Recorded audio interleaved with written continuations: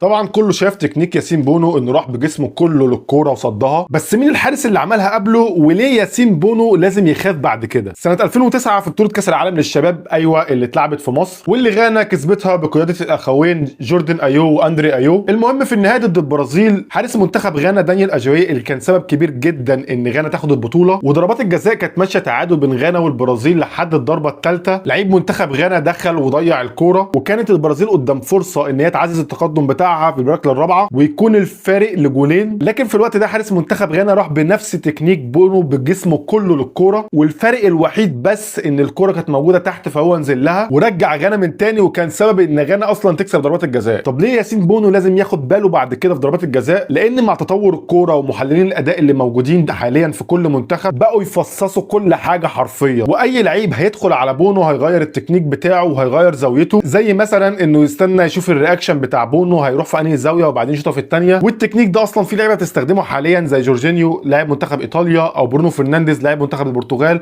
او حتى ميسي بذات نفسه بدا يستخدمه مؤخرا. وده اصلا كلويفرت لاعب منتخب هولندا استخدم التكنيك ده، واي نعم بونو كان عارف ان هو بيستخدم التكنيك ده وعطله شويه والكره ضاع، بس برضه بونو راح في زاويه وكلويفرت حط الكره في زاويه الثانيه، وده لسببين الكل بقى حافظهم: بونو بيلعب على التوقع واللعيب ده بيشوط فين قبل كده فبيبتدي يتحرك بناء عليه، وبرضه مذاكره بونو ان اللعيب ده بيشوط بالطريقه دي قبل الماتش. كل ده ممكن يتغير بعد كده. بس انا بقى عندي سؤال بره الحوار ده كله: هو ليه فان دايك المدافع وكابتن الفريق ما فكرش ان هو يخش يشوط ضربات الجزاء، في حين ان في لعيب زي تيمبر لسه جديد على المنتخب بتاعه دخل وشاط وضيع؟ سؤال بصراحه انا مستني له اجابه.